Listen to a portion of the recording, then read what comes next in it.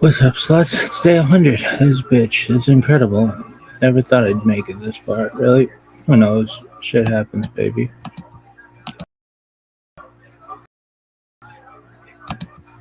It's, here we go for a timeline. Since it's a 10.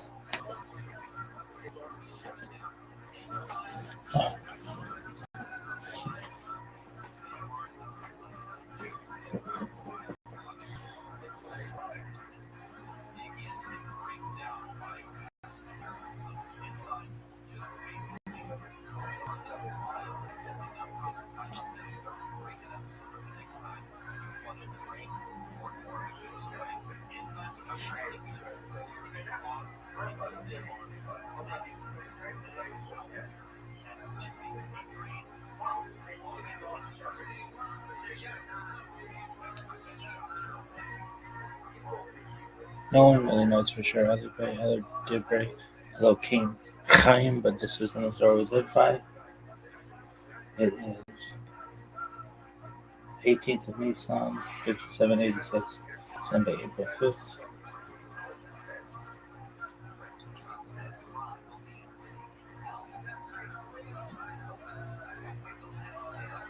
Tonight's Omer.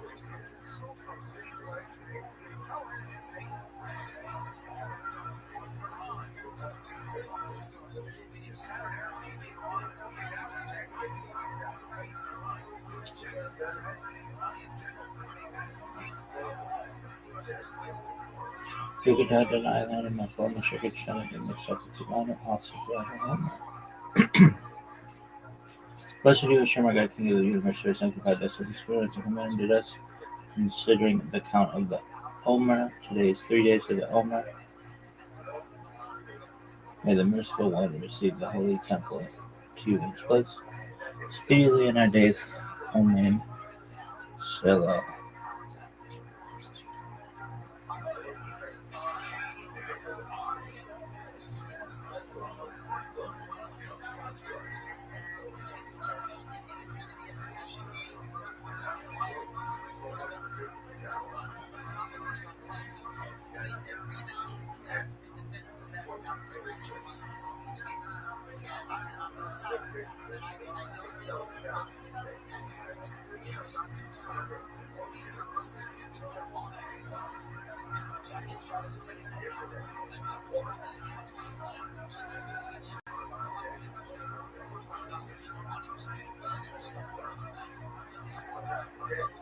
It's the new thing. 3526, 235 Enoch, son of Seth, was born.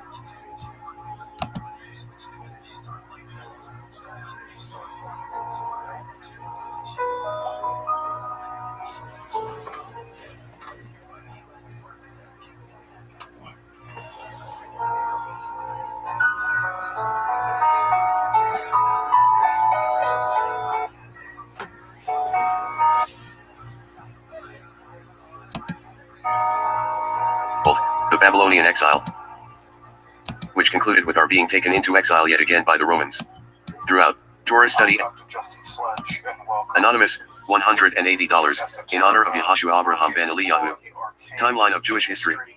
Jewish history spans nearly 6,000 years, beginning with the creation, approximately 4,000 years before the Common Era. It continues through the eras of the patriarchs, the Egyptian bondage, the judges, the First Temple era, when the kings of Judah and Israel ruled, the Babylonian exile, and the Second Temple era, which concluded with our being taken into exile yet again by the Romans. Throughout, Torah study and our faith in GD and his promise of redemption were our constant companions, providing the Jewish people with a divine compass through every challenge and change. Which era would you like to jump to? Creation of heaven and earth, and Adam and Eve. The forefathers. Living in Egypt. Traveling through the desert. Judges and early prophets. Kings and the first holy temple. Exile in Babylon. Building of the second holy temple. Greek cultural domination. Kingdom of Judea, dynasty of the Hashmonaim. Roman client kings and rulers, the Herodian dynasty. The Talmudic era, the Mishnah. The Talmudic era, the Gemara. The Rabbanim. The Janim. The early Rishonim, the Crusade massacres. Later Rishonim, persecutions and expulsions. The great scholars of the Shulchan Aruch and Torah consolidation. Early Acharonim and East European massacres. Acharonim and early Hasidim. Later Acharonim and the changing society. The Holocaust. The modern state of Israel. Traveling through the desert. Secular year Jewish year event in history. Minus 1313 2448 the Jewish nation crossed the Red Sea. Minus 1313 2448 the revelation at Mount Sinai and the giving of the Torah. Minus 1313 2448 Moses broke the tablets. Minus 1312 2449 Moshe came down Mount Sinai with the second tablets. Minus 1312 2449 the tabernacle was erected. Minus 1312 2449 the spies returned from Canaan with bad news. Minus 1274 2487 Aaron and Miriam died. Minus 73 2488 Moses died. Exile in Babylon. Secular year Jewish year event in history. Minus 423 3339 Gedaliah ben Achikam was killed.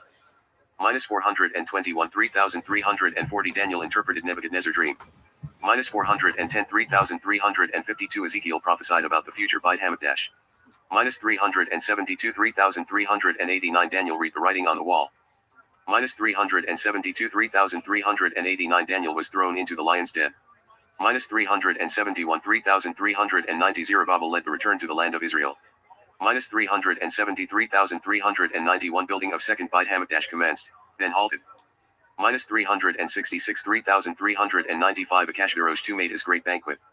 Minus 362 3399 Esther was taken to the palace. Minus 357 3404 Esther took action against Haman's decree. Minus 355 3406 Mordecai proclaimed the celebration of Purim. Minus 353 3408 building of the second Beit Hamikdash resumed. Minus 349 3412 the second Beit Hamikdash was completed. Greek cultural domination. Secular year Jewish year event in history. Minus 273 3488 Simon the Zodic died. Minus 246 3515 72 elders translated the Torah into Greek, Septuagint. Minus 143 621 the revolt of Mattatyahu the Shashmanai. Roman client kings and rulers, the Herodian dynasty. Secular year Jewish year event in history. Minus 36 3725 Herod I ruled, killing all the Shashmanaim. Minus 33 3728 Hillel became the leader of the Torah scholars. Minus 19 3742 Herod I began rebuilding the second Beit Hamikdash. Minus 11 3750 renovation of the second Beit Hamikdash was completed. 1 3761 Archelaus, son of Herod I, ruled. 8 3768 Hillel died. 10 3770 Archelaus was deposed by the Roman emperor. 21 3781 Agrippa I, grandson of Herod I, ruled. 28 3788 the Sanhedrin moved from the second Beit Hamikdash.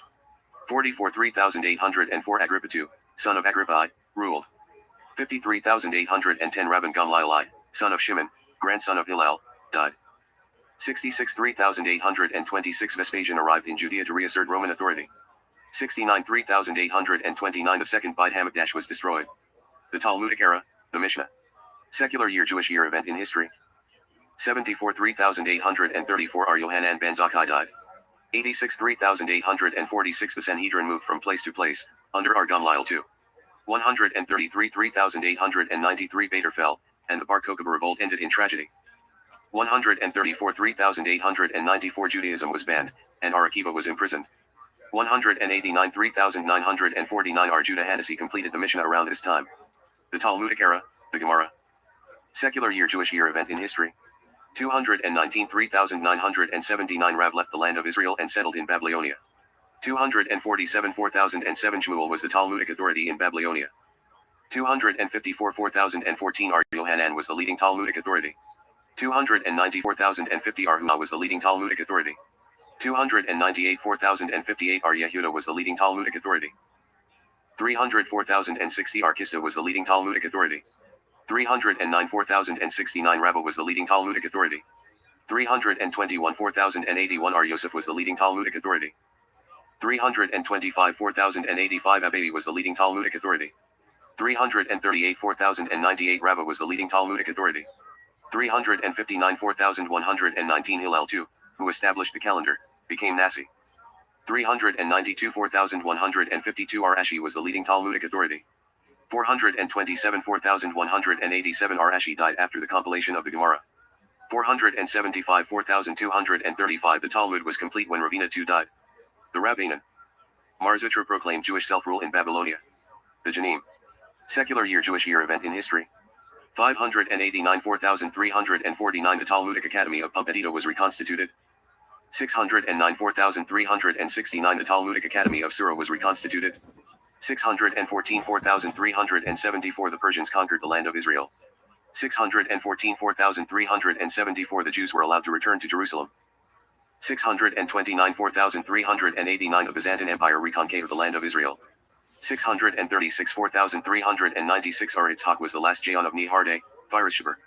637 4397 The Arabs conquered the land of Israel. 645 4405 One of the Takanat Hajanim was enacted at this time. 755 4515 R. Jayon left Iraq, land of Israel. 759 4519 R. Yehuda became Jayon of Surah. 759 4519 The Halachat Gitalat, B.A. Hag, was written at this time. 788 4548 Another of the Takanat Hajanim was enacted at this time. 858 4618 Aramrum, who wrote the Siddur, became Jayon of Surah. 928 4688 Rabbi Anusayadiyah was appointed Jayon of Surah. 955 4715 Four captives were ransomed at around this time. 968 4728 R. Sherer became Jayon of Pumbedita. 997 4757 R. Hai became, the last, Jayon of Pumbedita. 1038 4798 R. Hai died, and the academies of Babylon declined. The early Rishonim, the Crusade massacres. Secular year Jewish year event in history. 1040 4800 Rabbi Anujersim Meir Hagolah died. 1088 4848 The river arrived in Spain from Morocco. 1096 4856 The Crusaders destroyed Jewish communities. 1099 4859 Jerusalem was captured by the Crusaders. 1103 4863 The Rip died. 1105 4865 Rashi died, and the era of the Tosafot began. 1135 4895 The Rambam, Maimonides, was born.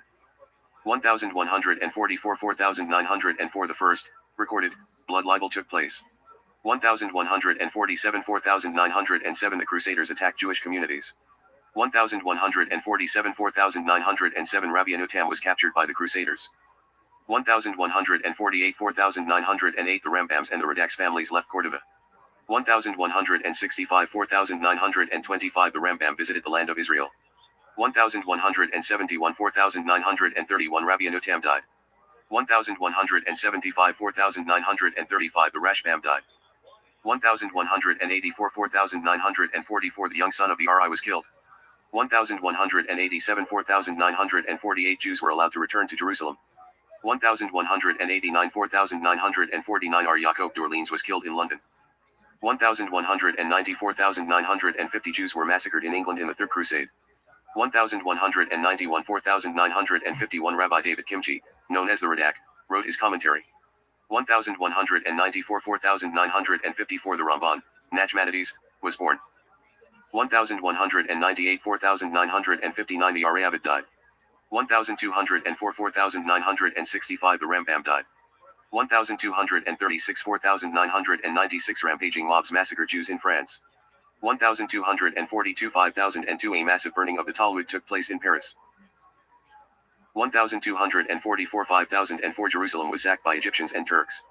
1252 5012 The Inquisition began to use torture. 1267 5027 The Ramban left Spain and settled in the land of Israel. 1275 5030 The Ramban died. 1286 5046 The Maher Amir Rothenberg was imprisoned. 1295 5050 New works advanced the study of Kabbalah.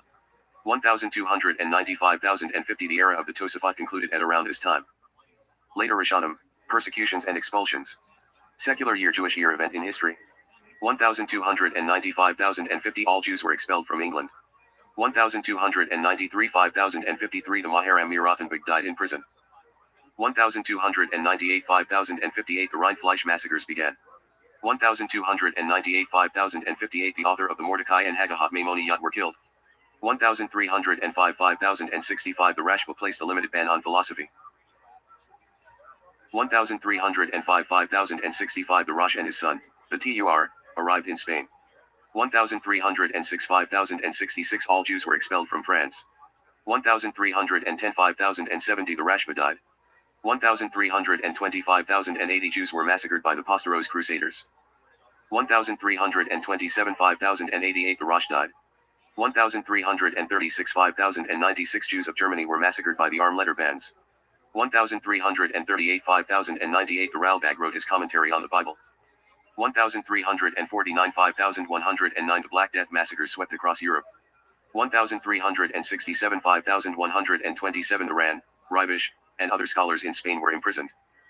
1391 5151 Jews of Spain were massacred, many were forced to convert. 1391 5151 The Ribish and Rashbats left Spain. 1394 5155 The final expulsion of Jews from France. 1413 5173 R. Yosef Albo was in a forced debate with Christians. 1421 5181 Jews in Austria were massacred in the Wiener Gezira. 1475 5235 The invention of printing was used for Jewish books. 1481 5241 The Inquisition was established in Spain. 1488 5248 R. Obadiah de Berdenauer settled in Jerusalem.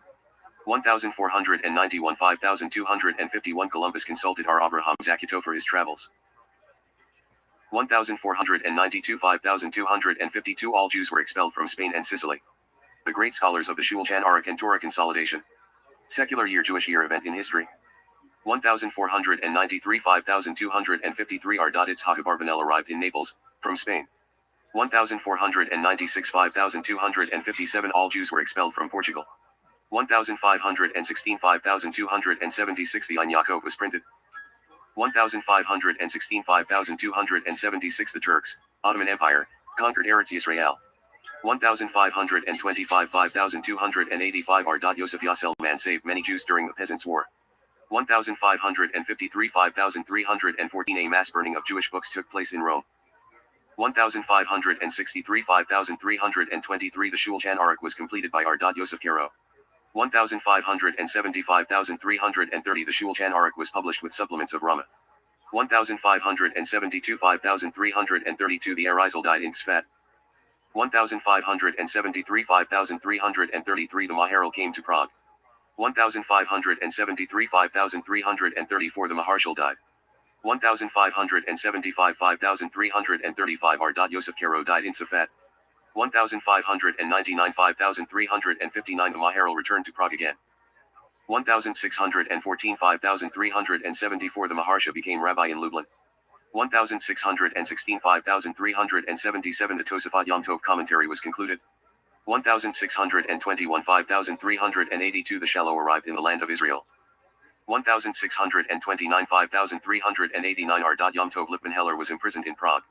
1645 400 R. Yoel Sirks, the Bach, died. 1646 5406 The Shach and Taz, on Shulchan Aruch, were printed. 1648 5408 Jews were massacred by Shmuel Maki's forces. Early Akaranim and East European massacres. Secular year Jewish year event in history.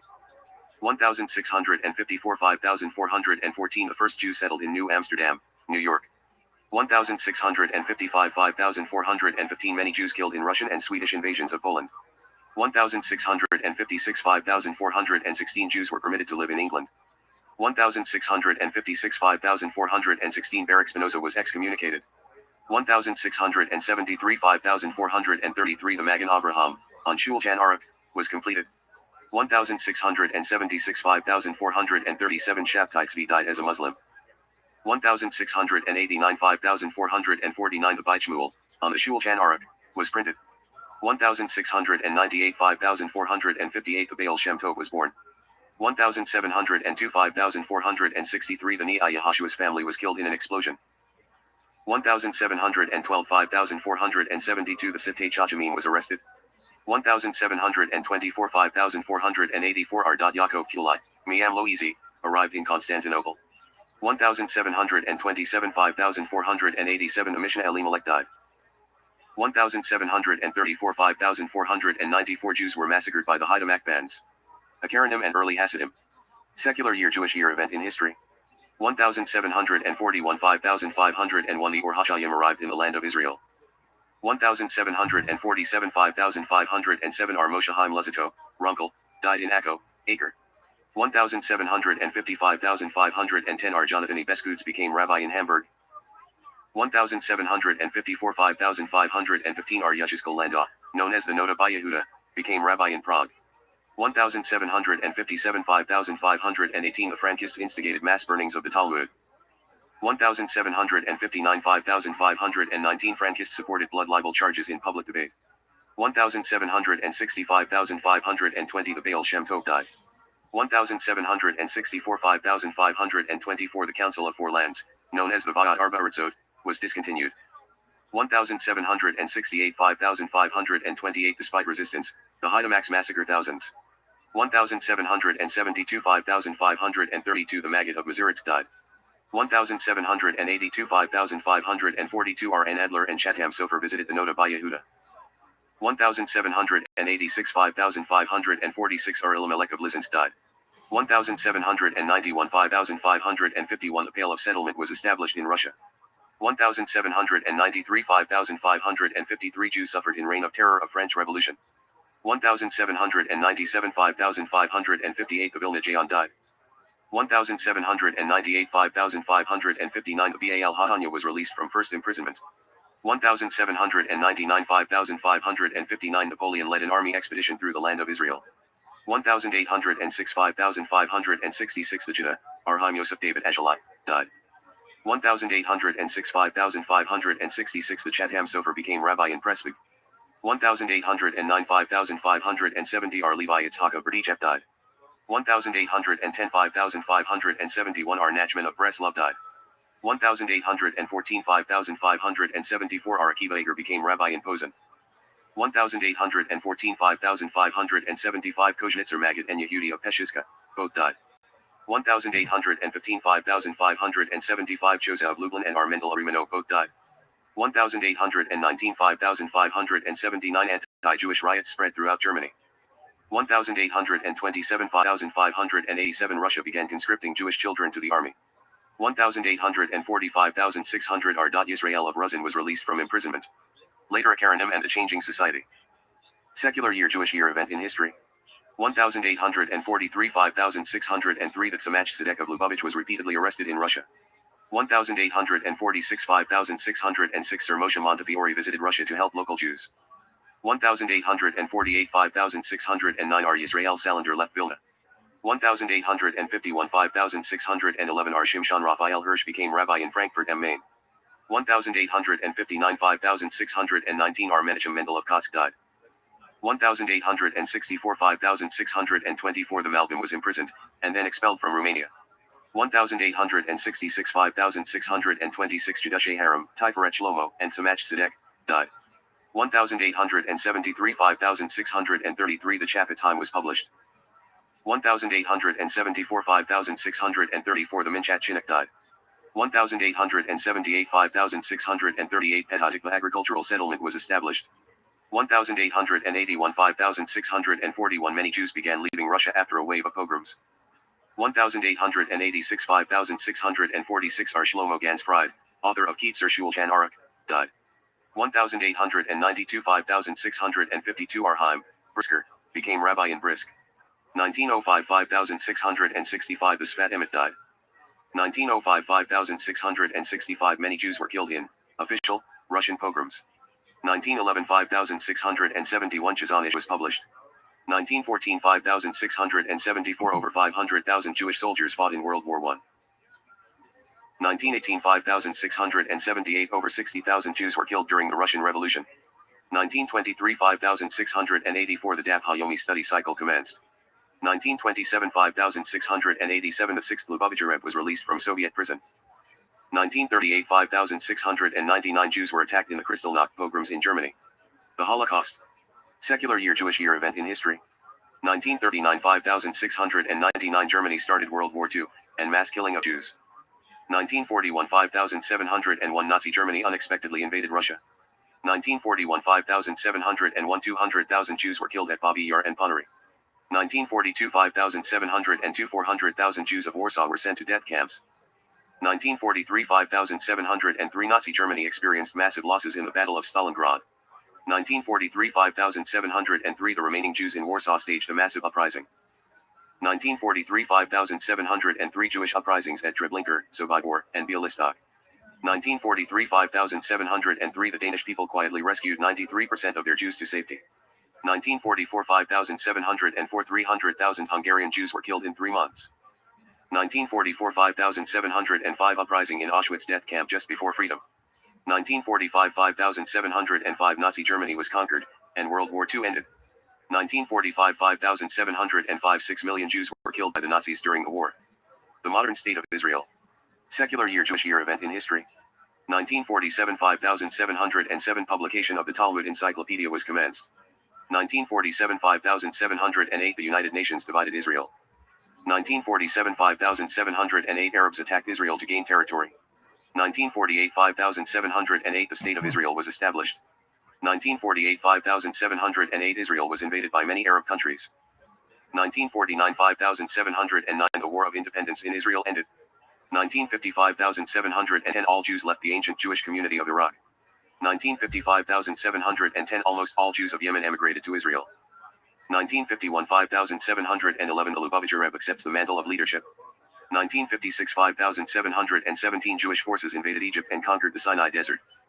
1967 5727 the Lubavitcher Rebbe established the Tefillin campaign.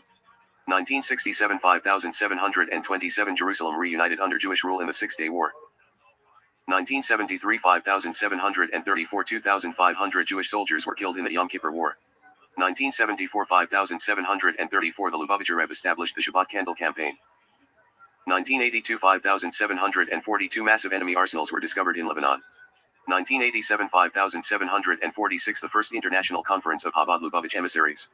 1993 5753 a secret agreement signed in Oslo. 1994 5754 the Lubavitcher Rebbe passed away. 2008 5767 deadly terrorist attack at the Chabad house in Mumbai, India, kills 6. 2020 5780 Israel signed Abraham's, normalizing relations with UAE and Bahrain, soon followed by Sudan and Morocco. Adapted from the Codex Judaica, a chronological index of Jewish history covering 5,764 years of biblical, Talmudic, and post-Talmudic history by Rabbi Mattis Kantor. Copyright, all rights reserved. If you enjoyed this article, we encourage you to distribute it further, provided that you comply with Chabad.org's copyright policy. For instance, Kabbalah has just always existed in the form that we have it, or that Kabbalah is just one thing at all. Neither of these positions is really tenable. Such notions developed greatly through the ages and are still developing. And there are now, and there have always been, numerous mutually exclusive schools of Jewish mysticism and Kabbalah. This class is meant to serve as an introduction to Jewish mysticism and Kabbalah from the point of view of its incredibly complex development from the prophets of ancient Israel and to the rise of modern Hasidism in the 18th century. Of course, this series isn't meant to be exhaustive by any means, but only should serve as a springboard for deeper study and reflection And hopefully it will also enable you to situate developments in Jewish mysticism and Kabbalah in their historical and cultural context, and hopefully embolden you to dive into the primary texts, which are admittedly blind as they are obscure. Let me express my gratitude to Congregation Tchia for allowing me to use these lectures to reach a larger audience here on Esoterica. If you want, you can find the entire series under the playlist Entering the Garden, an Introduction to Jewish Mysticism and Kabbalah. I'll be uploading them over the next few weeks, or if you find these episodes after autumn of 2021 and you want to watch the entire series, you can find them in that playlist. If you find this series on Kabbalah interesting, I'd hope you check out my other content on topics in esotericism, and perhaps consider supporting the production of free academic and scholarly topics in occultism, Hermetic philosophy, by joining my Patreon or perhaps with a one-time donation. You can find those links below, and I really appreciate your consideration. Now, let's enter the garden of Jewish mysticism and Kabbalah. All right, folks. Well, welcome back to this sort of traveling, let's call it a circus. 3-ring, 5-ring circus, I don't know, 5-ring circus, this is pretty cool. Let's get back into this, and let's start by just, again, as we try to do every time, let's just recap a little bit so we're all on the same page. And that page, of course, here on the left is a picture from Sefer Radio Hamalach, one of the most famous books of Jewish magic ever written. You're seeing two different kamayot. These are amulets for various kinds of things written in angelic language. So if you want to know what the language of the angels looks like, these are two examples of angelic language being written out there. Now, what they say, I have no idea. You have to ask the angels. I don't know, you can write Michael at olamhabad.gov, and maybe he'll write you back. Let's write me back. What we noticed last time about Jewish magic, and we did sort of a big romp through Jewish magic, is that Judaism and magic have had a very complicated, very long relationship. And I say very long relationship because, as I pointed out, the earliest document we have of the Torah is a magical lamp covered from Jerusalem and the Kitzit tombs there, and written on silver. You can see in the Israel Museum. So the very first documents we have of the magical amulets, probably. So if you want to say that Jews don't do magic, well, they must not do Torah too. So it's a non-starter. So they've had this very complicated, very tortured history of magic, where on the one hand, it's very clear that the Bible and the people that wrote the Hebrew Bible have a very uncomfortable relationship with magic practices for lots of reasons, theological reasons obviously included here, right? The idea that you can affect supernatural causation. If you can affect supernatural causation, then who needs a God? It kind of makes God redundant, right? God becomes like a thing that you really don't need. If you can like make it rain, you can make yourself fall in love with people, or make people fall in love with you, or make pennies from heaven. Who needs a God when they can win the lottery on their own through magic? And at the same time, right, we see that Jewish magic has persisted all through the centuries. We see it again all the way back to Kitzit and all the way down through now. And as I pointed out, right, when I say all the way down through now, my bottom point really obtains here. In the Haredi community, in the community of ultra-Orthodox Jews, we see magical manuals still being published to this day. And also, of course, in the liberal Jewish world, there's an entire world of practicing Jewish witches and other folks who identify as Kohanim, who are also very interested in things like magical practices.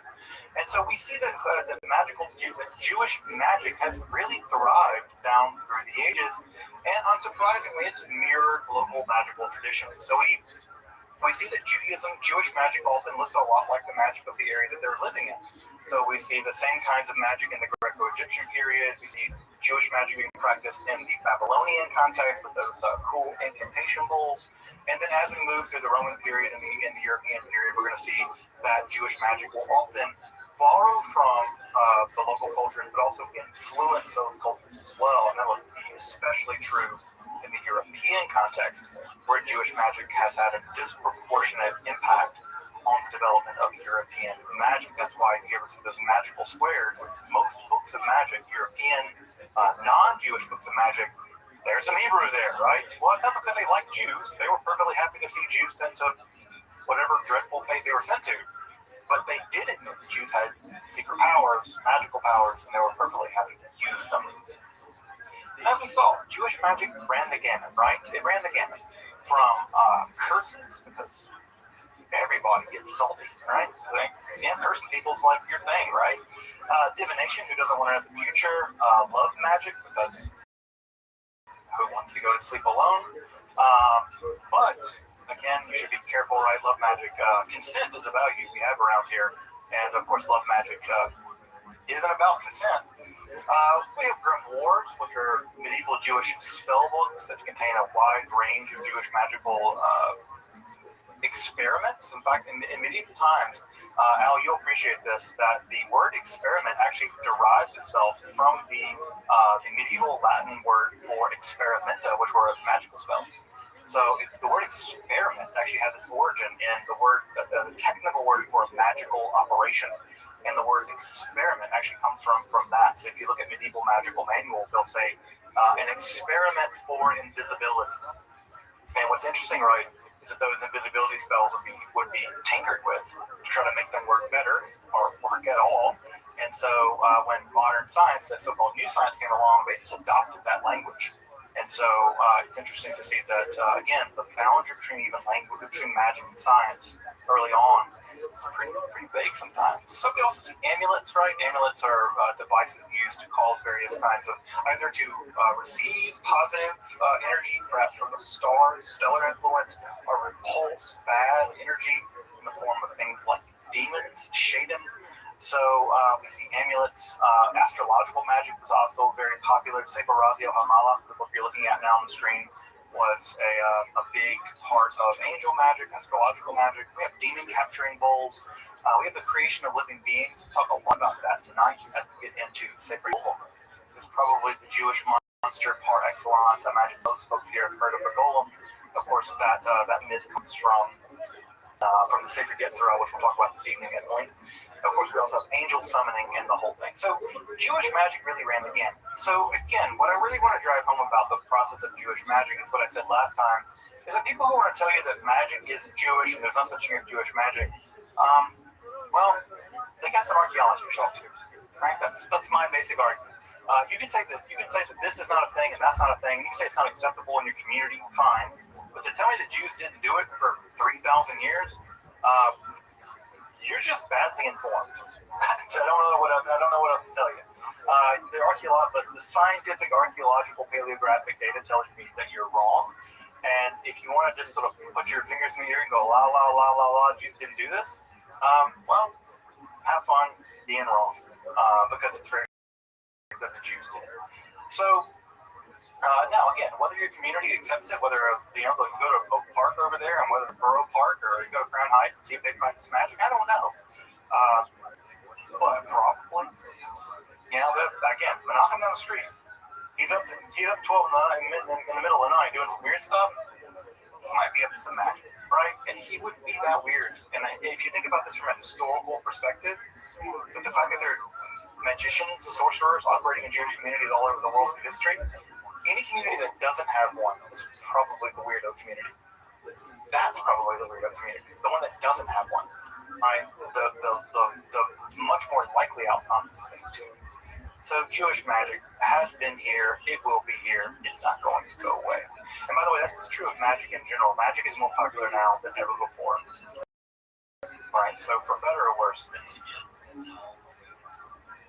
So tonight, we're going to do it, folks. We're going to get into the very first vestiges, the very first layer stratum of the Kabbalah.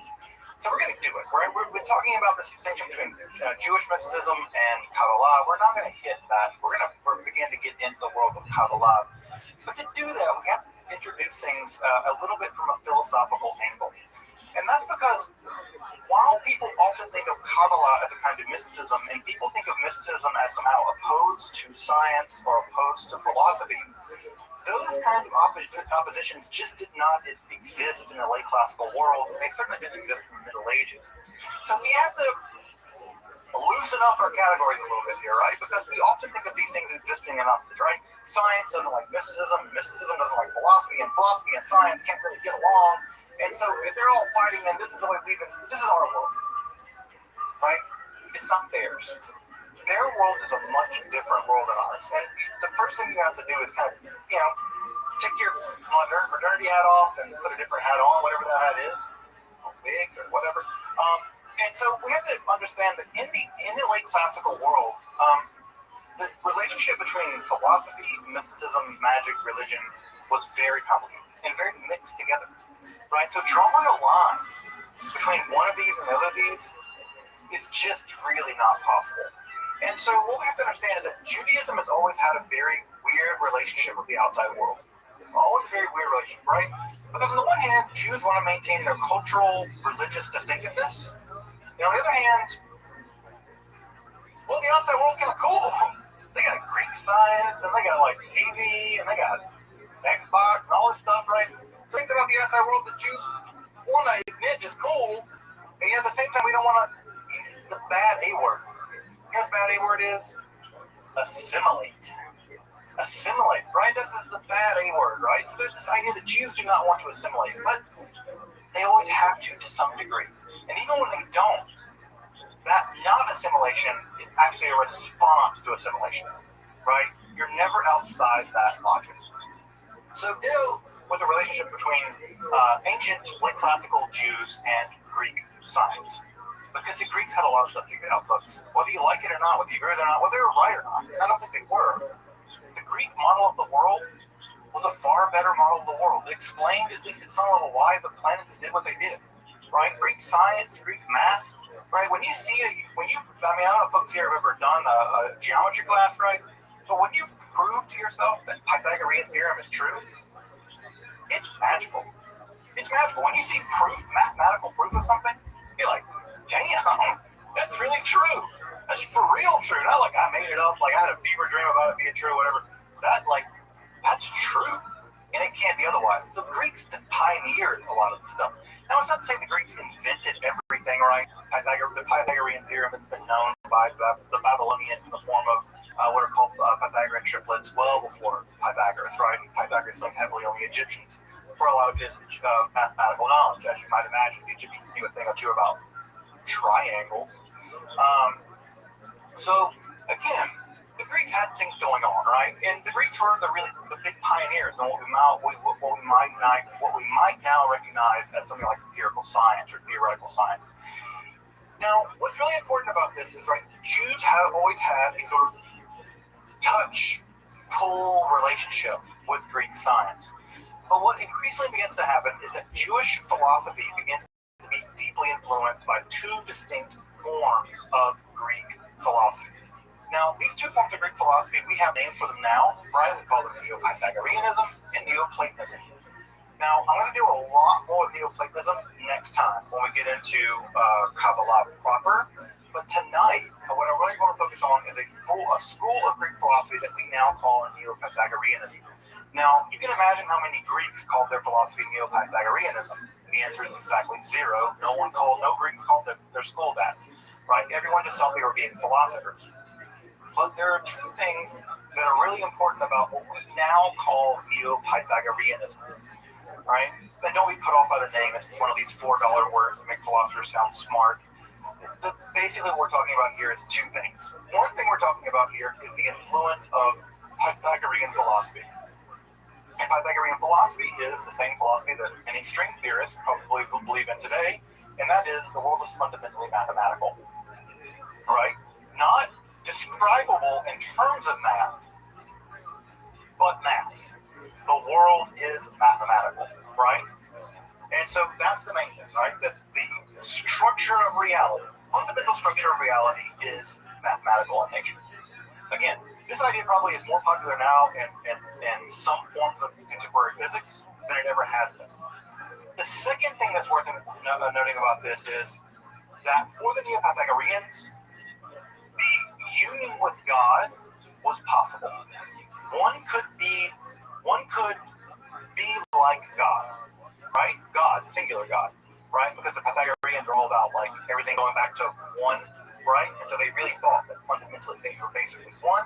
And so the idea was you could be like that too. You could unite your consciousness, you could unite your being, you could unite your nous with the divine. And as you can imagine, those two ideas are going to be part and parcel of a great deal of what becomes mysticism in the ancient world, and of course in the modern world as well. By the way, what the image you're seeing on the screen here is an image from a Pythagorean or Neo-Pythagorean basilica that was actually discovered in the 18th century in Rome. It's recently been reopened. I've always wanted to go there. It's perfectly preserved. This is where Neo-Pythagoreans hung out in Rome. It's basically completely preserved. It was only discovered on accident. And so it's really neat that you can go into these places where these guys were like hanging out, talking about numbers and stuff. And it's actually preserved in Rome. They allow a very small amount of people to go in there. So next time I go to Rome, I'm going to try to be one of those very small groups of people.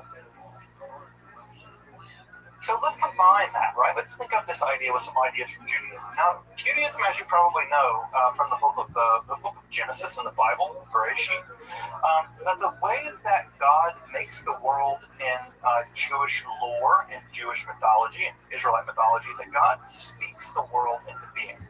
That the existence is a speech act, right? God says, Yehi or, let there be light, and Vayehi or, there was light. The very act of speech causes being to come into existence. And thus, right, if God speaks Hebrew, which of course Israelites thought, Jews think that God does, that's the language of God. In fact, that's what we call Hebrew Lashon Kodesh, right? Lashon Kodesh, that it is holy language. Then the very reality of Hebrew is that Hebrew itself has magical power. It's the case that the language itself is special. It's metaphysically powerful. It's quasi-divine. Because if God speaks it, then it can't be just a bunch of random sounds, right? We make random sounds, dog, right, or whatever, right? We think of sounds as being random, but God's speech isn't random. God's speech is the opposite of random. It's ordering. Because in the ancient Israelite imagination, remember back from the first talk, the part that goes on the ancient Israelite mind worldview is that God is ordering the world out of chaos. For the ancient Israelites, it's chaos versus order. So what does God's speech do? It orders the universe. And this is unsurprising, right? Because grammar, if you've ever studied some grammar, if you've been tortured by some grammar, you know the thing that's torturous about grammar is that it's orderly. And that's what's hard about it. It's about learning the patterns, learning when there's exceptions to patterns, and why there are exceptions to patterns. It's orderly. And so language as an act of order is how God created the world. There was nothing, tohu vohu, chaos, and then God spoke, and it ordered it. So Hebrew has this kind of power. You see this very early on in Israelite, you might call it linguistics or ontology or the metaphysical language. So there are two ways in which this plays itself out. The first, of course, is that language is magical. This is unsurprising, right? If you imagine a sorcerer, the one thing every child knows about what sorcerers say, right, is abracadabra. Well, you might think that's just nonsense gibberish, but it's not. It's Aramaic. Abracadabra literally means in Aramaic something like, I create as I speak. Now, think about that for a minute, right? Abracadabra, I create as I speak. Well, if a magician is uttering that, who are they imitating? God. Because God creates his speech. So on the one hand, we have language is magical. You can do magic with language. We've already seen that with Hebrew being used in all its magical practices. But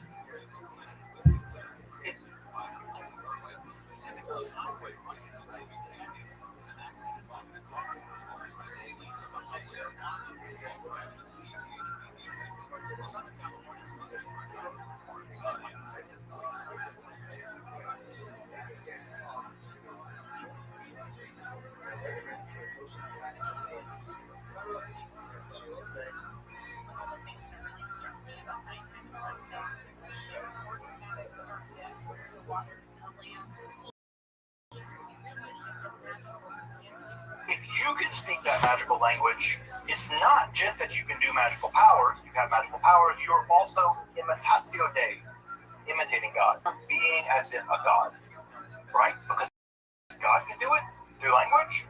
Well, if God speaks that language and you speak that language, you are kind of being quasi-divine. And so, if insofar as one can speak that language and conjure things into being, you can imitate God, but also you become unified with God. Because in the same way that God creates through speech, you create through speech, you are imitating and being like God. This is the theological equivalent of fake it till you make it. Right, folks? This is you becoming united with God by acting like God. And by acting like God, one becomes unified with God. So you can see how this is being made close, right? And how the role of Hebrew in Israelite theology and the role of Hebrew in the action of doing sort of mystical stuff, right, allows one to engage in this mystically powerful language. The image here to the left that you're seeing is from Abraham Abulafia, founder of the prophetic Kabbalah, who we'll get to in a couple of weeks.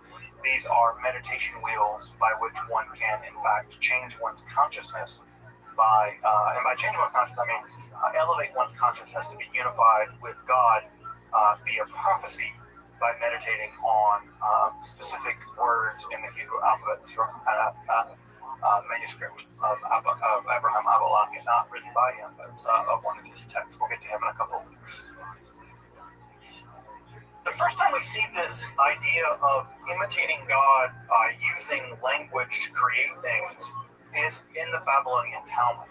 And this gets back to Al's point, right, where Al commented that on the one hand we have the rabbis and everyone else. Well, here's where I want to disrupt that, because in the Babylonian Talmud we have the rabbis doing the exact same, the thing that you said they didn't do, right? You wanted to draw a line, and here's what I'm saying: the line can't be drawn. So we have in the Babylonian Talmud in two different stories, which are probably mirroring each other, but being told by two different rabbis, in Tractate Sanhedrin, where we have both Abaya and Rabbah, two very prominent rabbis, discussing death penalty cases, right? Tractate Sanhedrin, as you may know from the Babylonian Talmud, is all about death penalty cases. And one of the things that is a death penalty case is sorcery. You're not allowed to practice sorcery. And so what is constitutive of sorcery, right? So they say there's all kinds of things that are constitutive of sorcery, right? But creating illusions isn't. You're allowed to create illusions. This is the rabbinical idea that you can do stage magic. In fact, Yishuv, I think in modern Hebrew, actually indicates stage magic. Right? What is allowed? This is positively mind-boggling. Right? Such was formed by Rabbi China and Rabbi Shaya, who spent every Shabbos Eve in studying Hilchot Yetzirah. We'll talk about what this is in just a minute. By means of which they created a third grown calf and ate it. So they studied Hilchot Yetzirah, right? This literally means the doing of the Yetzirah, right? So if you want to have a book about the laws, like Hilchot Shabbat is how to practice Shabbat. It's the laws of Shabbat. Hilchot Yetzirah is the laws of formation. How you make something. Well, what did they do? They studied it, and on the eve of on Erev Shabbos, on Shabbat Eve, they created a third grown calf and they ate it for Shabbat. They made a calf. They made one. Rabbah said, and this is even more dramatic, Rabbah said that if the righteous desired it, they could create a world. Now, this translation is hiding something. This is the translation in Sepharia, but the actual translation in the Aramaic says they could create a world. Just like God. They could create an olam. Now, that is positively mind-blowing. That if you were righteous, you could create a world. Right? But you have inequities, so you can't. Now, Rabbah created a man, right, and sent him to Rabbi Zerah. And Rabbi Zerah said to him, right, spoke to him and said, he received no answer, right? He was mute. And thereheupon he said, you're a creature of the magicians. Actually, in Hebrew, or Aramaic rather, it says, you're one of the company, right? Like, you're one of those guys, right? It's in Hebrew and Aramaic. It says, go back to the dust, right? And Rabbi Chania and Rabbi Shah said, also spent studying Sefer Yetzirah, by means of which they created a thoroughbred path and they gave it. So in the Babylonian Talmud, again, the central work of rabbinical Judaism, there is no more important book in rabbinical Judaism than the Babylonian Talmud. We have rabbis making people, making calves. So the distinction between what's magic and what's orthodox at this point has to be fully breaking down. Because I don't know about you, if I made a person right from dust and then sent them to you, you're going to be like, well, if it ain't magic, it'll do until magic gets here. Damn. Like, again, if making people ain't magic, I don't know what it is. So what we have in the Babylonian Talmud is the idea that somehow they're studying some book, some text, and creating people. Now again, the person's mute. There's no doubt about the fact that it's not a perfect person. They're mute, right? Which would have been thought of as a disability in the ancient world, again, ancient ableism aside. What we have here is an image of creation by some kind of study. Further at ViralRabbi 55 base, we have the idea that Bezalel was chosen by God to be the architect of the Mishkan, the tabernacle. Why? Because Bezalel, I had the story not because my Hebrew name is Bezalel, but because it's a great story, but because Bezalel knew how to join the letters by which heaven and earth were created. So again, listen to that in the Babylonian Talmud at ViralRabbi 55 base, that Bezalel was chosen because he understood how to combine the letters by which heaven and earth were created. So already by the Talmud, we have the idea that the heavens and the earth were created, Olam, the cosmos were created by the combination of letters. And here again at Tractate Sanhedrin 67-65 base, we have the idea that you can create if you are righteous. If you are righteous. I'm not that righteous, thank God. Now, what's this text? Right? What's this text? Sefer Yetzirah is, without a doubt, the most enigmatic and important book of Jewish mysticism prior to the Kabbalah. There is no more important book prior to the rise of the Kabbalah in terms of Jewish mysticism than Sefer Yetzirah. I'll go on to say also later, Sefer Yetzirah is canonical. It's scripture now. In the Orthodox world, you can make arguments based on it. It is a kind of Jewish scripture. We're not like the Christians. The Christian canon is basically closed. The Muslim canon is definitely closed, right? The Jewish canon kind of is open. Stuff gets in, right? And from community, right? Things get in. And Sefer Yetzirah has certainly got in. I would consider it to be part of the Jewish canon, right along with the Bible and with the Babylonian Talmud and the Sefer Zohar, etc.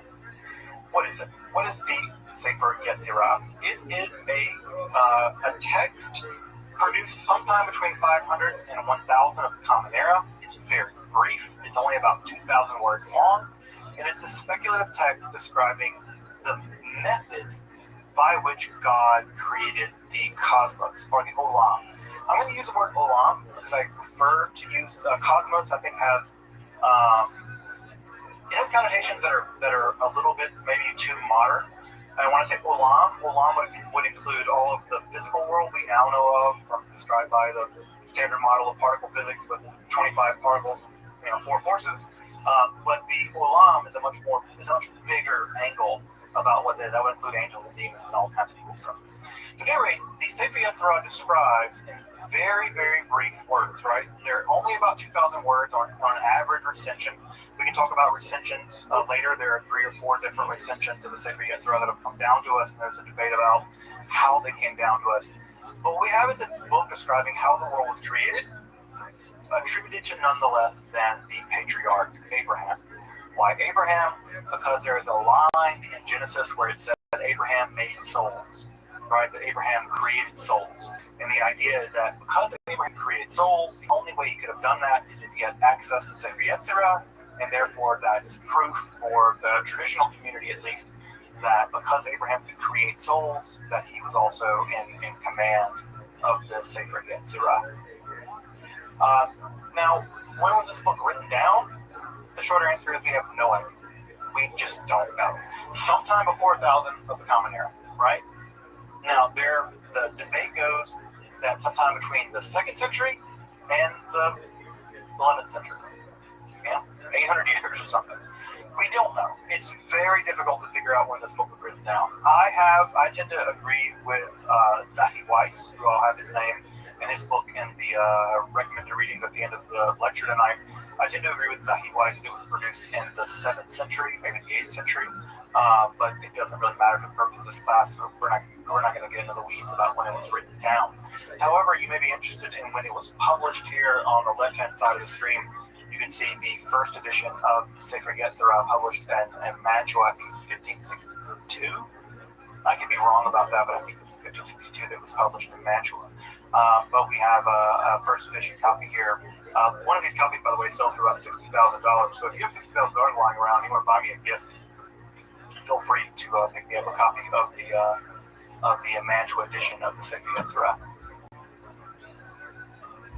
So, what is the Sefer Yetzirah? As I said, right, it's a book describing how God made the world. Now, what's also important about this Sefer Yetzirah is it is the first time we hear the word Sephirot.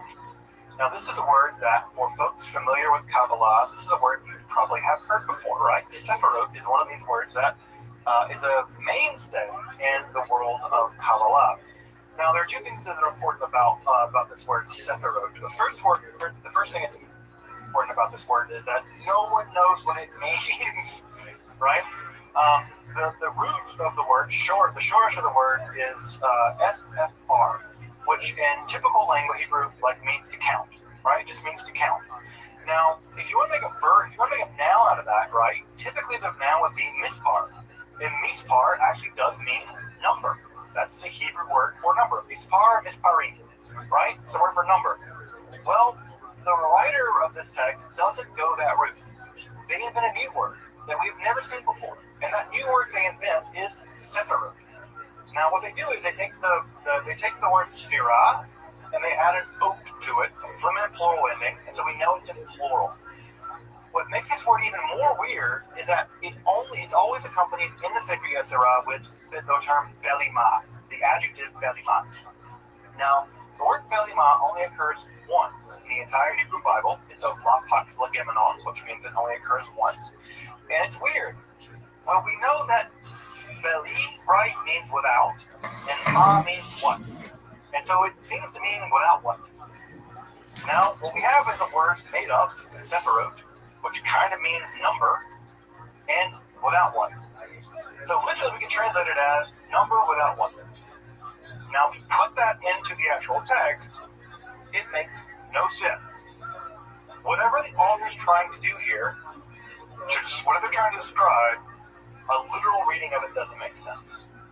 So, what are the Sephirot Belima? What do we mean by the Sephirot the first time they appear in all of Jewish literature and all the history of Jewish mysticism? Well, the one thing that we from Sefer Yetzirah is they are not divine emanations. Now, I know that for folks who are familiar with some Kabbalah, right, you've seen the tree of life, right, with the dots, right, and the God goes from Keter to Hokmah Rabina, right? 10 things. We'll get to that later, right? And that's the tree of life. Those are the Sephirot. Well, in the Sefer Yetzirah, it's not that. Whatever it is, it's not that. They are not divine emanations. We'll get there tonight, in a minute. They're not that. What are they? No one knows. No one knows. The going guess, and I say guess, right, because I really do mean guess. The going guess is that this is being influenced by Neo-Pythagoreanism, right? Neo-Pythagoreanism. Remember, Neo-Pythagoreanism, mouthful, is all about this number stuff, right? Remember, it's all about number being a reality. Well, one of the things we know about Pythagoreanism is that one of their sacred symbols was this thing called the tetrachus. You're seeing it on the screen here to the left. The idea of the tetrachus, right, is the idea that from one monad can give rise to two monads, right, plus, right? So these 2 plus 1 give rise to 3, and these 3 plus 1 give rise to 4. You add all this together, right, you get a base 10 counting system. And from a base 10 counting system, you have basically the origins of the number system, and then from there you have the origins of arithmetic, etc., etc. It's a geometric way of describing how numericality itself comes into existence. Now, I know that sounds really abstract. That's because it's really abstract, right? But we know this from the Pythagorean world, right? They also thought there were 10 of these, right? There are 10 of these tetrachus, right? The tetrachus is a 10-node system. Well, guess what we know about the Sefer Belema? There are 10. And the text is really clear in the Sefer Yetzirah. 10, not 9, 10, not 11. Exactly 10. I think, that what the Sephirot mean are the basic structure of a decimal counting system.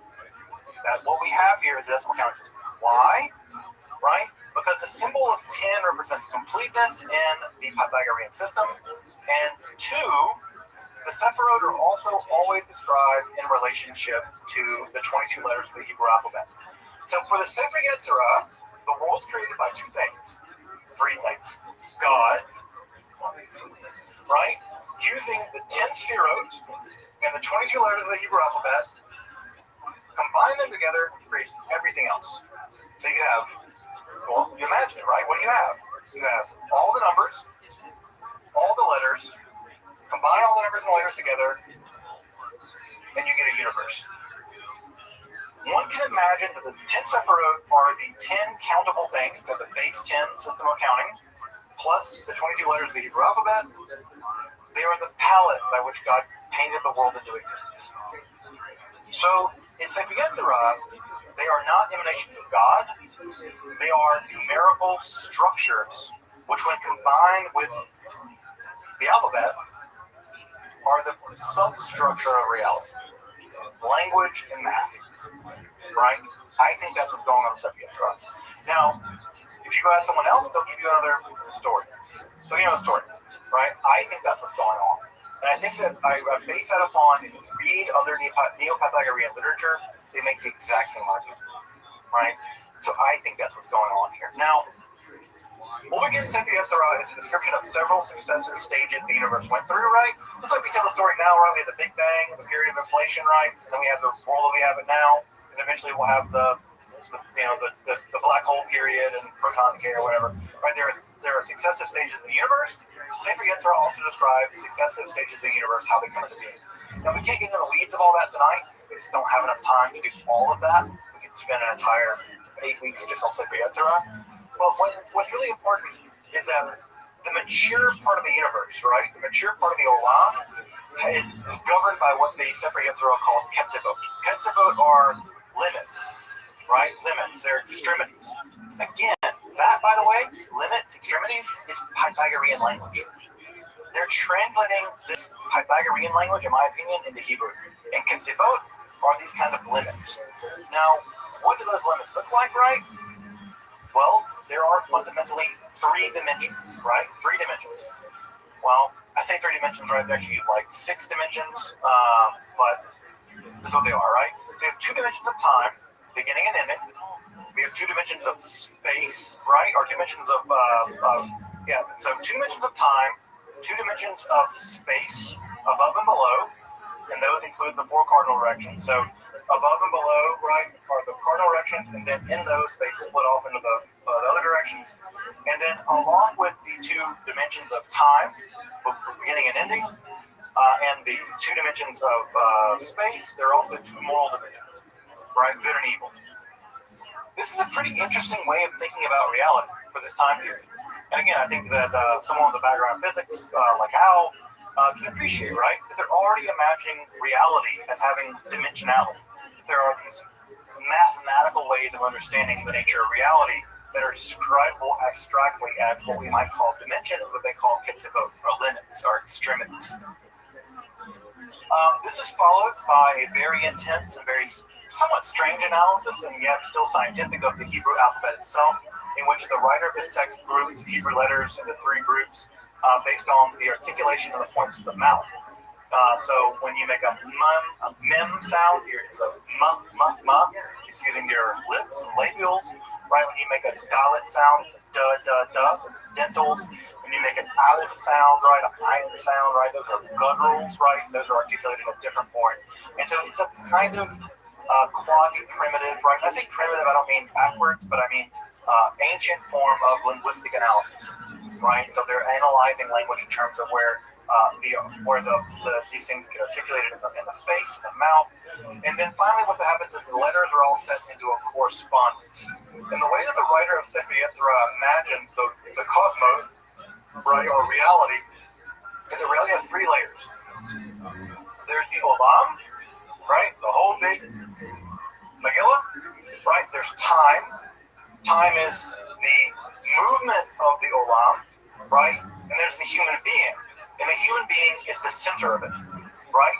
Because they are something that exists and they are moving through time. And so the human being, the nefesh, the soul, right, is the nexus of the cosmos and time, right? And so they understand that. So what you get in the Sefer Yetzirah is a very involved system in which letters are assigned to members of the zodiac, right? Shana, time, right? And then also letters are combined to describe the cosmos, right? Various parts of the cosmos. And they also describe various parts of your body. So your liver, your heart, your head, your eyes are set into correspondence with the various letters in the Hebrew alphabet. Because again, God spoke the world into being, and when God said ayin, right? Folks know this, right? The word ayin. Ayin is a Hebrew letter, and guess what ayin means? Eyes, right? God's not joshing around here, folks. When God said ayin, eyes came into existence. And what does sight see? It sees light, right? So we get this system of correspondence. So the Sefer Yetzirah is a very rigorous, scientific, philosophical, metaphysical analysis of how reality came to be. There have been several different periods of time. I just want to talk a little bit about how those periods of time got worked themselves out, right? So we have a few different periods of time in the development of Sefer Yetzirah, right? The earliest period of time is when it developed.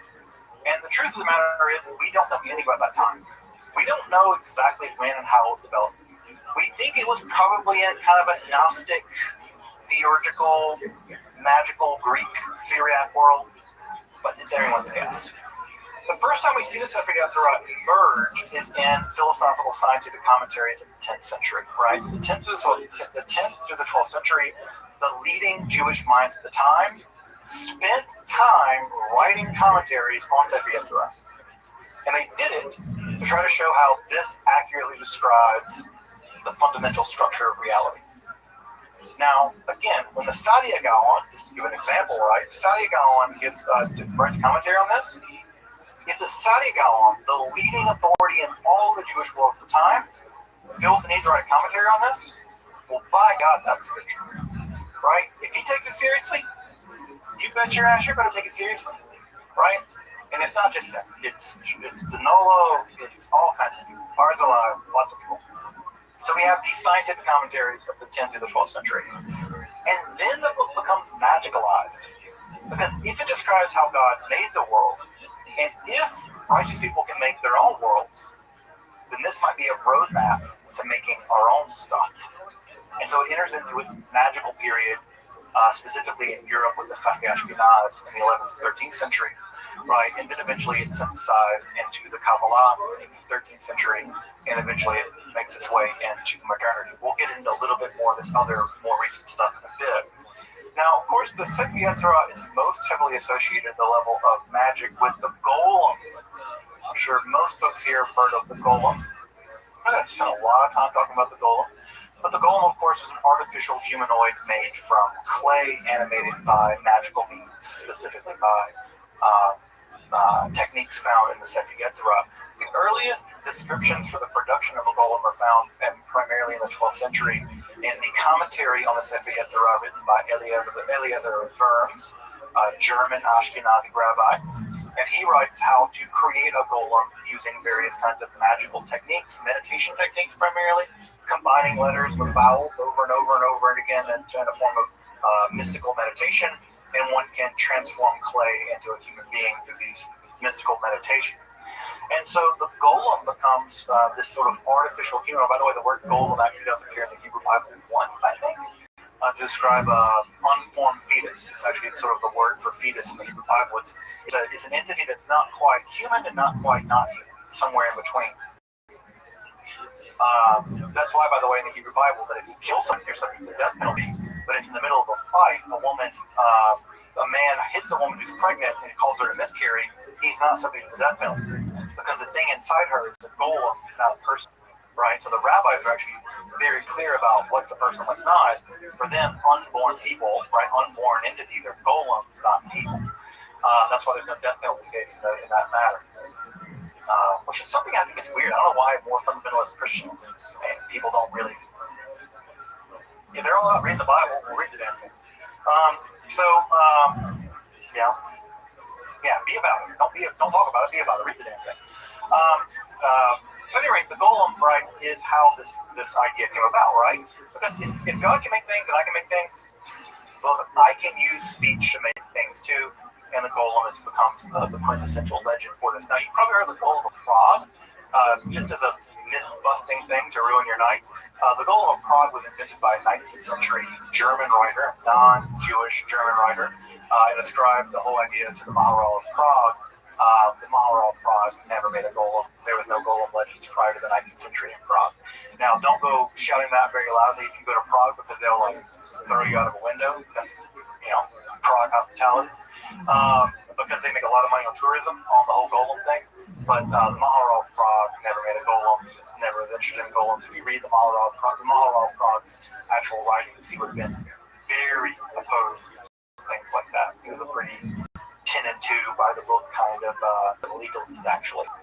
So that entire legend is in some ways by whole cloth. Although the Golem movie is very important, what's also interesting about the Golem movie, I'll just mention here just briefly, is that the Golem movie as we have it is actually a prequel. It's a prequel. The original Golem movie and the sequel have both been lost. They're lost movies, sadly. So if you ever go see the Golem movie that we have is a prequel to a movie that's been lost. And the sequel, which we also know was made, has also been lost due to two of these movies that, a lot of, as you may know, a lot of film back in the day was made on, was printed on things like nitrocellulose or whatever, like really, really combustible film. And, even a spark could burn the whole thing down. And so a lot of these movies were lost. So if you ever see the Golem, just know that you're watching a prequel to a movie that was very popular that's been lost now. But the invention of an artificial humanoid. And further, like the last thing I'll say about Sefer Yetzirah is that dozens of commentaries on this little book have been written in the century since it's been written. Sefer Yetzirah is probably the single most commented book after the Bible and the I should be careful what I say about that. There are dozens of commentaries, I will say that, on Sefer Yetzirah, and Standard Edition has at least 12 commentaries attached to it. And so the Sefer Yetzirah in the traditional Jewish world is a highly, highly, highly commented upon book. And it is, in fact, to this day, I think would say it is a canonical book of Jewish scripture. As we get into Europe, right? As we get into Europe in the world of the Ashkenaz, and we're going to run a little over tonight, but I think it's okay. I won't try to go too far over. As we get into Europe, we get into the world of the Ashkenaz. We've been in the Middle East for a while, right? We've been in ancient Israel, ancient Palestine. We've been in the ancient Egypt. We've been in ancient Mesopotamia. The focus begins to shift beginning in the period of the 10th and 11th centuries. That has a lot to do with what's going on in the Middle East with things like the Mongol invasions and some kind of crackdowns, at least at some level, in terms of things get a little stricter in the Islamic world. And so the intellectual centers begin to shift to traditional Jewish parts of the world in Europe, Ashkenaz being one of them. Now, people have these bizarre ideas that all of European Jews are descendants of Khazars that converted in the 9th century or something. All European Jews are not really Jews. There's all that kind of bizarre anti-Semitic experience theories. Jews have been in Europe for thousands of years, right? Because Jews have been traveling with the Romans the entire time, and wherever the Romans established trade places, Jews went. Like lots of people went. Greeks went, right? People forget that Massalia, Marseille, on the very south coast of France, was a Greek colony, right? Set there to do trade. So trade and movement of populations has happened all through the Roman world. People forget that one of the capitals of the Roman Empire was Trier, right? That blows people's mind, but Constantine the Great was born in Trier, in what is now Germany. It's the birthplace of Karl Marx, of all people. So Jews have been in Europe for centuries. Now, what goes online, right, is that beginning in this period, right, Jews become to the forefront of learning other kinds of things, not just trade. And in Ashkenaz, around the turn of the millennium, maybe a couple hundred years after the turn of the millennium of 1000 Common Era, we have a very weird esoteric theology developed that is called the unique cherub circle. And the unique cherub circle introduced the idea that God and the world can't be directly connected. Why? Well, it's simple philosophy. If God is infinite and the world is finite, then the distance between the infinite and the finite is always going to be infinite. That's a theological problem. So what you do, you need something to link the worlds. You need a bridge, something that's quasi-finite and something that's kind of quasi-infinite. And what they introduced was the idea of ha'atzalah, right? Ha'atzalah, that God flows out of God's self, and somehow the flowing out of God's self bridges the gap between the infinite God and the finite world. And the thing that bridges the gap for this group of people was a thing called the unique cherub, right? The cherub is a kind of angel, as you probably know. And this unique cherub bore the glory of God. That God's glory had a hidden inner glory, right? Right? It's like imagine the inside of the sun, right? The inside of the sun is full of like energy and intensity, but we never see it. What do we see of the sun? We see the outside layer, right? We see the outer glory. And the outer glory, right, of God, the outer kavod, flows out and becomes a kind of special angel, a unique cherub. And that special angel is an atzalah, is an emanation, a flowing out of God, right? And that bridges the gap between the infinite and the finite with the unique cherub in the middle. Now, we don't know much about this group, right? This is a very strange group of rabbis there in Ashkenaz, in Germany, and we're still doing research about this. But it seems like they've been introduced to the idea of Neoplatonism, and we'll talk about Neoplatonism next time, right? We'll talk about it later. Now, what ends up happening is that infused with this idea of Ha'atzalah, the Sefer Yetzirah gets fused to it. So the idea is, well, it can't just be one thing, right? Maybe it's 10. Maybe there are 10 things standing between the infinite, utter transcendent God and us. And maybe between those things, there are 10 things. Because Sefer Yetzirah says there are 10. 10 Sephirot Belemah, right?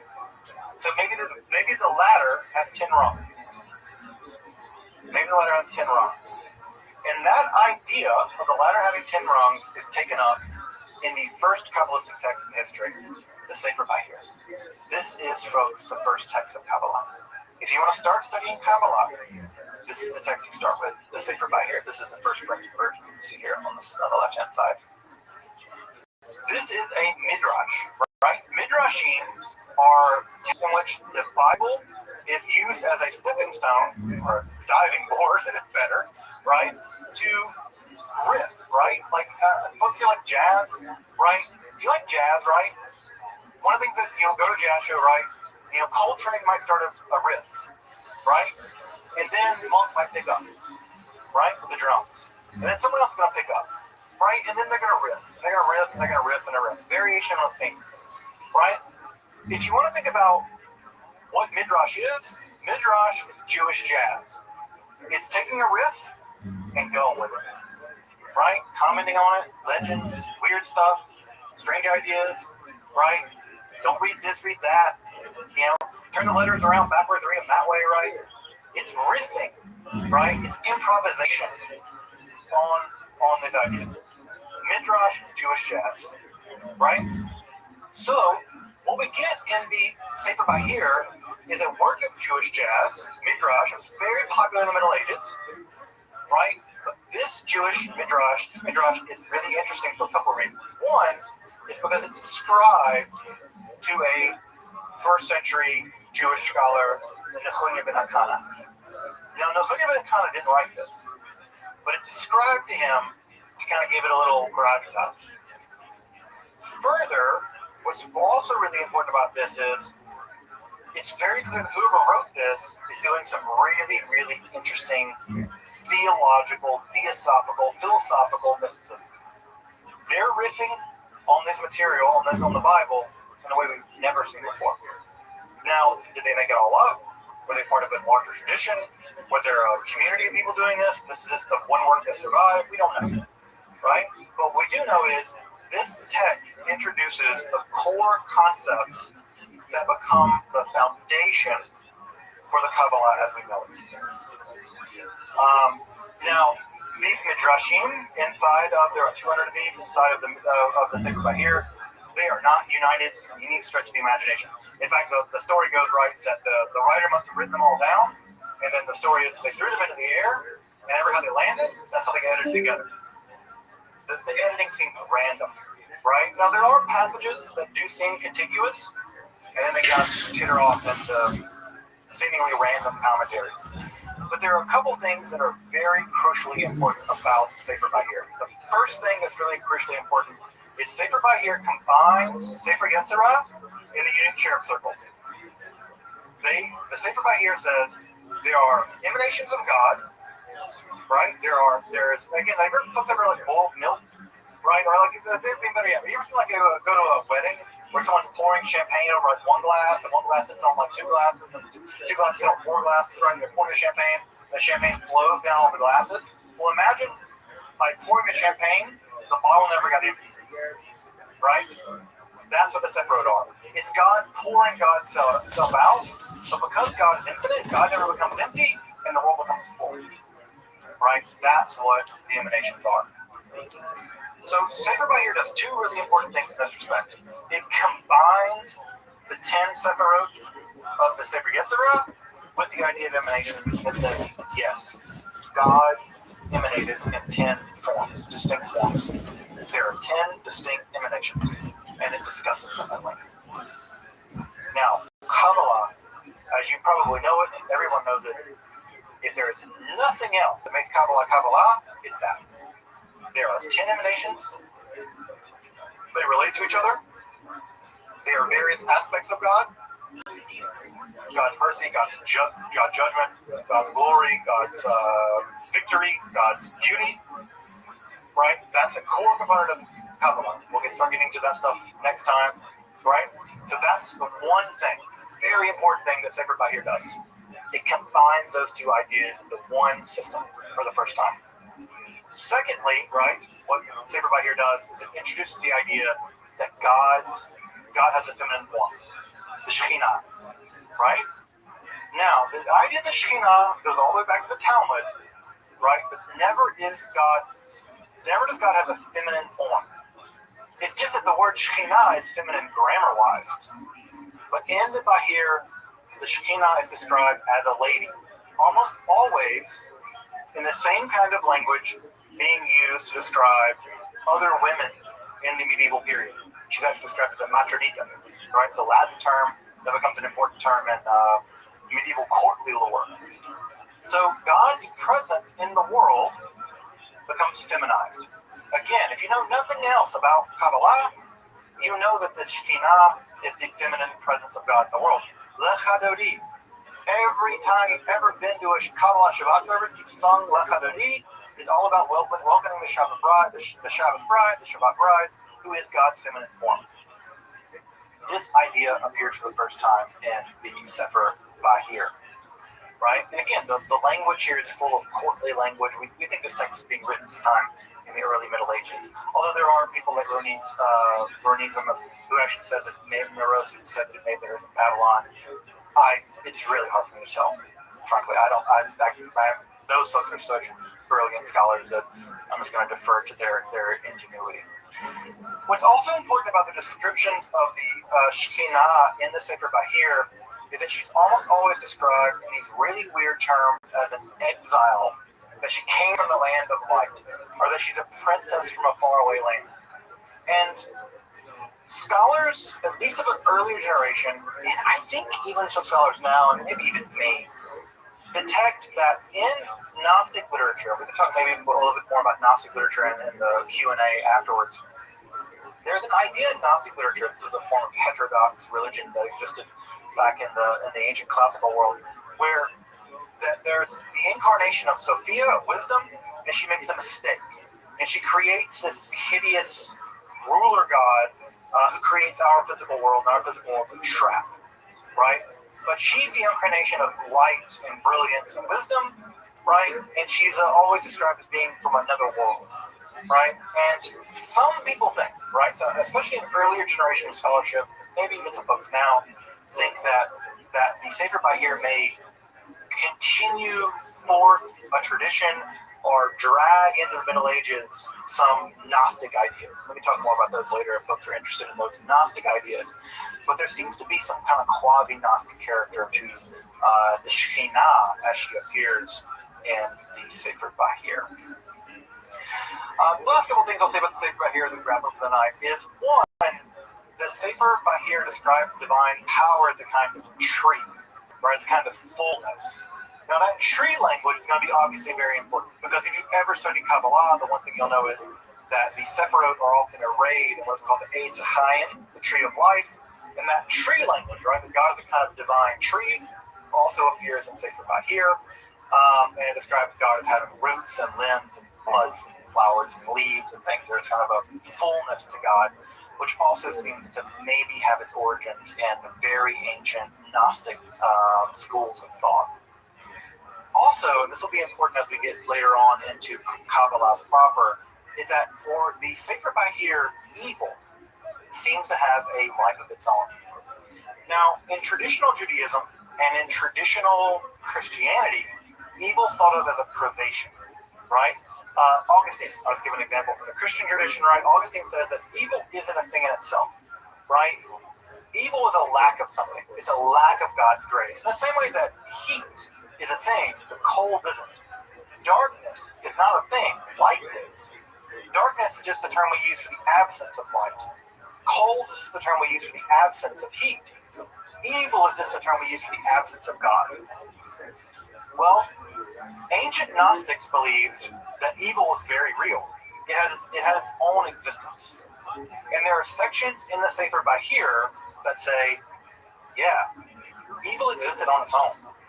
It was out there all along. God kind of tamed it, but not quite. And what we'll see when we get into Proto-Kabbalah next time is that evil is going to be one of the overwhelmingly interesting things on the part of the Kabbalists. Where did evil come from? Because, as you might imagine, Jews living in Europe in the 13th century are going to deal with a lot of evil. And they're going to be very interested in where evil comes from. And the image that the traditional Kabbalists will use is the very image you're seeing here on the left. That evil is the sparks thrown off the anvil as God created the world. Right? Just as when you create a knife, you have to pound the steel. As you pound the steel, it throws off dross. Well, when God made the world, it threw off dross.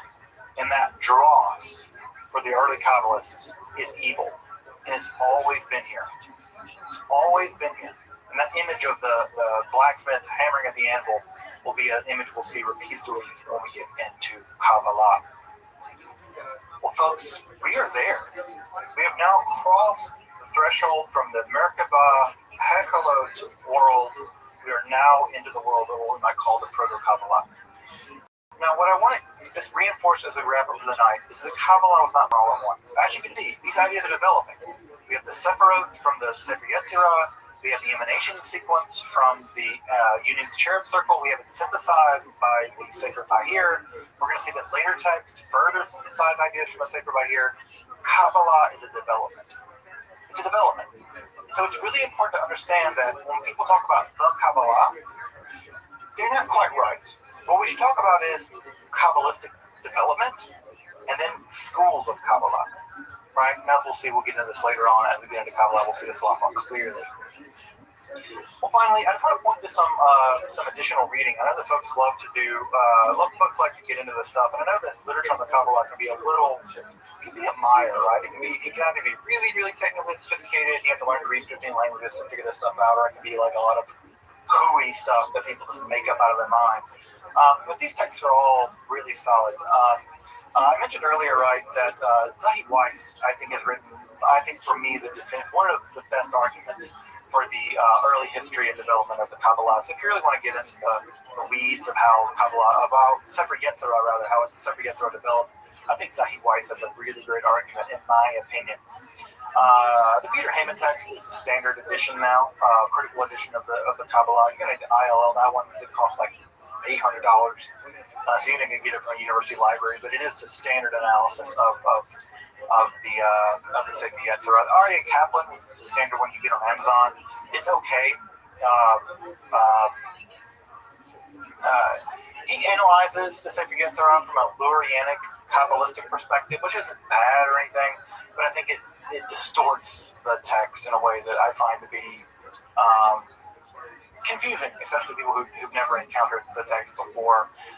In the standard religious version of the Sefer Yetzirah, the best religious version, if you want to read a religious version with a bunch of commentaries, is the Sefer Yetzirah HaShalem, that's published by Harav Moshe Suriel.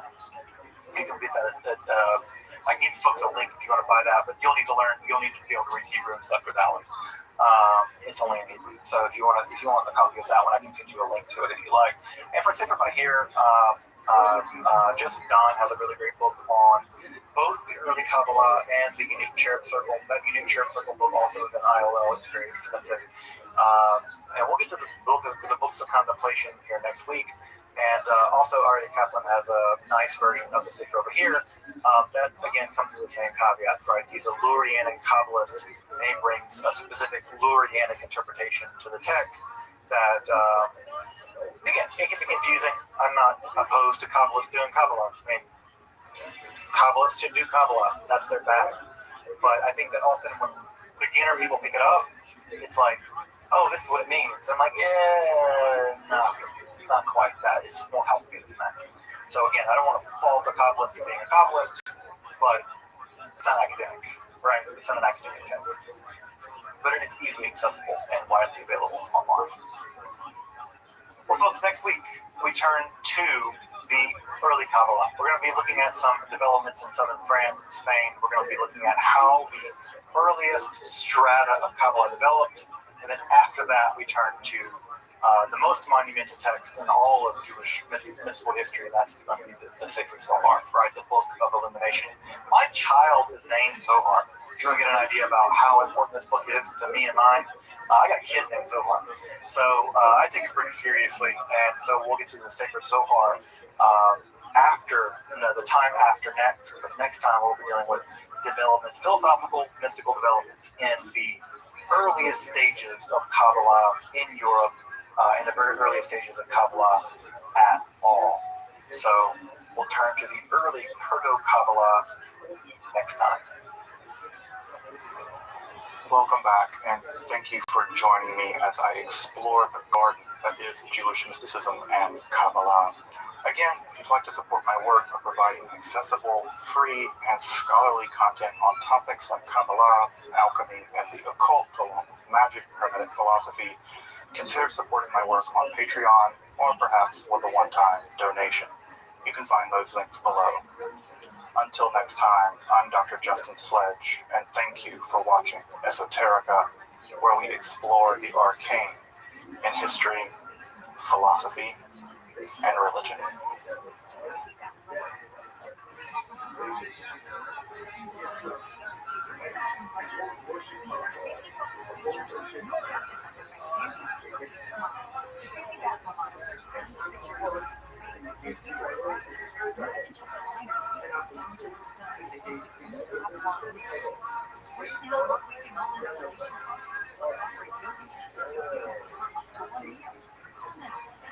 Design consultation and quote. Call 800-384-6022. That's 800-384-6022. 800-384-6022.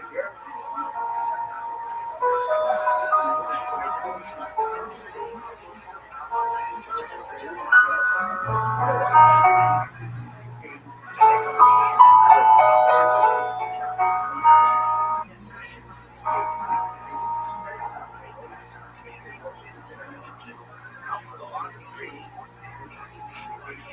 Dr. Justin Sledge, and welcome to Esoterica, where we explore the arcane in history, philosophy, and religion. One of the most difficult aspects in starting to study Jewish mysticism and Kabbalah is getting a handle on just how those ideas developed over time. It's tempting to think that, for instance, Kabbalah has just always existed in the form that we have it, or that Kabbalah is just one thing at all. Of course, neither of these positions is really tenable. Such notions developed greatly through the ages and are still developing. And there are now, and there have always been, numerous mutually exclusive schools of Jewish mysticism and Kabbalah. This class is meant to serve as an introduction to Jewish mysticism and Kabbalah from the point of view of its incredibly complex development from the prophets of ancient Israel and to the rise of modern Hasidism in the 18th century.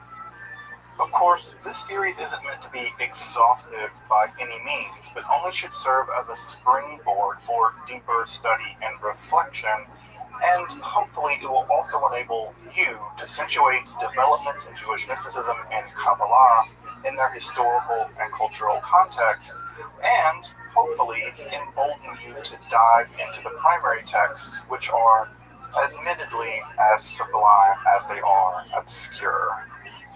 Let me express my gratitude to Congregation Tchia for allowing me to use these lectures to reach a larger audience here on Esoterica. If you want, you can find the entire series under the playlist Entering the Garden, an Introduction to Jewish Mysticism and Kabbalah. I'll be uploading them over the next few weeks, or if you find these episodes after autumn of 2021 and you want to watch the entire series, you can find them in that playlist. If you find this series on Kabbalah interesting, I'd hope you check out my other content on topics in esotericism and perhaps consider supporting the production of free academic and scholarly topics in occultism, hermetic philosophy, by joining my Patreon or perhaps with a one-time donation. You can find those links below, and I really appreciate your consideration. Now, let's enter the garden of Jewish mysticism and Kabbalah. Alright, folks. Well, we're about at 5 after, I'm going to pick up with some summary from last time, so we can all be on roughly the same page of completely mysterious books that no one really understands, which is great. That said, we'll do some summary, then we'll jump into it after we'll open up things a little bit more for questions, just in case there's some lingering questions. And again, I say questions, I mean questions I can possibly answer. If you ask me questions like, how do I make a golem, I'll tell you, I have no idea, but here are 3 books in Aramaic that allegedly tell you how to do it. Go forth and have fun. So as we covered last time, we took a look at some of the really foundational texts that go on to form what I might call proto-Kabbalah. And every time I hear the word proto-anything, it just sounds like completely pretentious academic speak. But what I mean here is these are going to be texts that are going to either underwrite or they're going to deeply inform. They're going to give some really important terminology to what will become Kabbalah. But they're kind of bridge texts from the period before the rise of the Kabbalah, which we'll get to in earnest tonight. And they're texts that underwrite or undergird or allow or serve as a foundation for what's going to become the Kabbalah as you may know it, or as you don't know it and you're here to learn more about it, or you've heard this word from Madonna or whatever. I think even Britney Spears, God bless her, has a Kabbalah tattoo, I think. I don't know. May the Lord help her. She needs help, and not she doesn't need help. Because the people that doing terrible things to her, they need any help. At any rate, the Sefer Yetzirah is probably one of the more famous of these books, and it's a very tiny little book. And like I think I said last time, in its normal recension, it's only a couple thousand words long. And it's a book of cosmic genesis, which is just a $2 word that means something like how the world came into being. We're still writing cosmogenic books, right? If you've ever read The Brief History of Time by Stephen Hawking, other kinds of books like that, we're still very interested in how the world came into being, and the Sefer Yetzirah is an early attempt to describe that using 2 different categories. The first category is the Sephirot of nothingness, right? The Sephirot Belimah. And as I talked about last time, we're not really sure what these are. What we do know is that they're not divine emanations. And we know that because the text never refers to them as such and never even sort of invokes that notion. That notion's going to come a bit later, and we're going to see it in full force tonight for sure.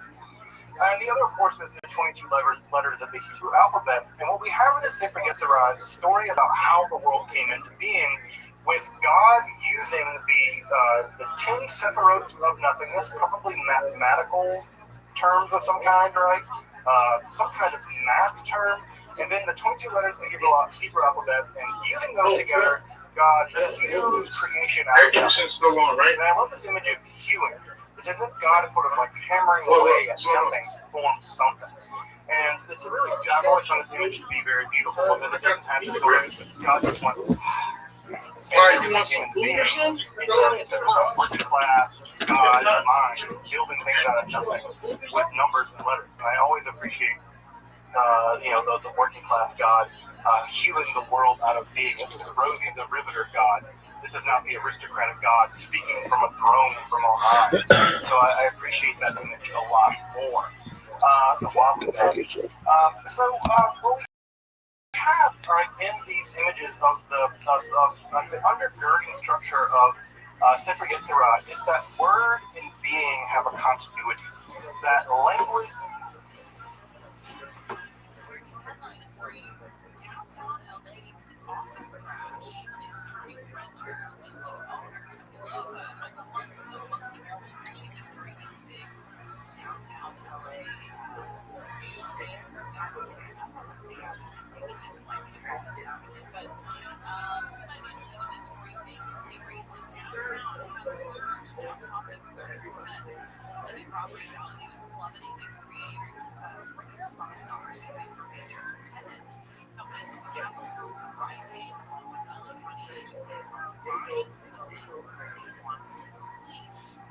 President Trump this week asked Congress for $152 million to reopen Alcatraz as a federal prison. He still wants to do that.